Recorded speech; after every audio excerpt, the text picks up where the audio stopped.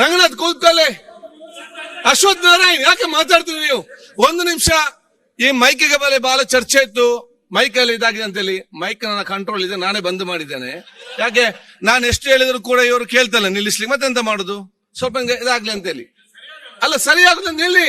ಆಯ್ತು, ಇಲ್ಲಿ ಮಾತಾಡ್ಬೇಕಲ್ಲ. ಈಗ ವಾಯ್ಸಿನ ಮಾತಾಡ ಕಟ್ ಮಾಡ್ಲಿಲ್ಲ. ನಾನು ಹೇಳಿ ಮಾತಾಡ ಏನು ಸುಮ್ಮನೆ ಬದ್ಲು ಎಲ್ಲ ಒಬ್ಬಾಗ್ಲೇ ಕೊಡ್ಬೇಕಾ? 10 ನಿಮಿಷ ಆಯ್ತು ನೀವು ಯಾರ ನಿಲ್ಲಿದ್ರೆ ನೀವು 10 ನಿಮಿಷ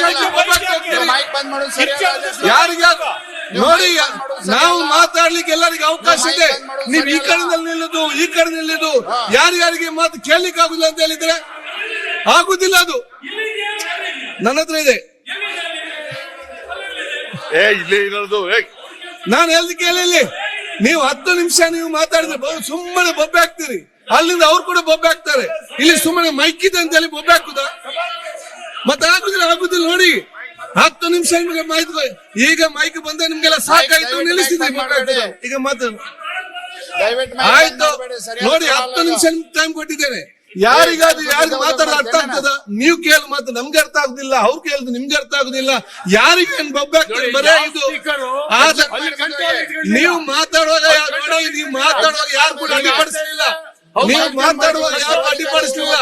ಅನಗತ್ಯವಾಗಿ ಇಲ್ಲಿ ಗುಂಪಲ್ಲಿ ಮಾತಾಡ್ತಾ, ಇಲ್ಲಿ ಗುಂಪಲ್ಲಿ ಮೈಕ್ ಶಬ್ದ ಅದು ಆಗುದಿಲ್ಲ.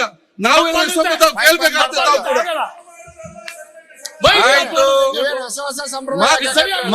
ಮಾತಾಡುವಾಗ ಅವಕಾಶ ಕೊಟ್ಟಿದ್ದೇವೆ. ನಾವು ಮಾತಾಡ್ಲಿಕ್ಕೆಲ್ಲ ಅವಕಾಶ ಕೊಟ್ಟಿದ್ದೇವೆ. ಮಾತಾಡುವಾಗ ಎಲ್ಲರಿಗೂ ಅವಕಾಶ ಇದೆ. ಸುಮ್ಮನೆ ಬಂದಾಗ್ಲಿಕ್ಕೆ ಅವಕಾಶ ಇಲ್ಲ. ಆಯ್ತು, ಮಾನ್ಯ ಮುಖ್ಯಮಂತ್ರಿ ಸ್ಟೇಟ್ಮೆಂಟ್. ಮಾನ್ಯ ಅಧ್ಯಕ್ಷರೇ, ರಾಜ್ಯ ಸರ್ಕಾರಿ ನೌಕರರ ವೇತನ ಭತ್ಯೆ, ಪಿಂಚಣಿ ಪರಿಷ್ಕರಣೆಯ ಬೇಡಿಕೆಗಳನ್ನು ಪರಿಷ್ಕರಿಸಲು ದಿನಾಂಕ 19/11/2022ರಂದು 7ನೇ ರಾಜ್ಯ ವೇತನ ಆಯೋಗವನ್ನು ರಚಿಸಲಾಗಿತ್ತು. ಅದರಂತೆ ವೇತನ ಆಯೋಗವು 24/3 ಮಾನ್ಯ ಅಧ್ಯಕ್ಷರೇ,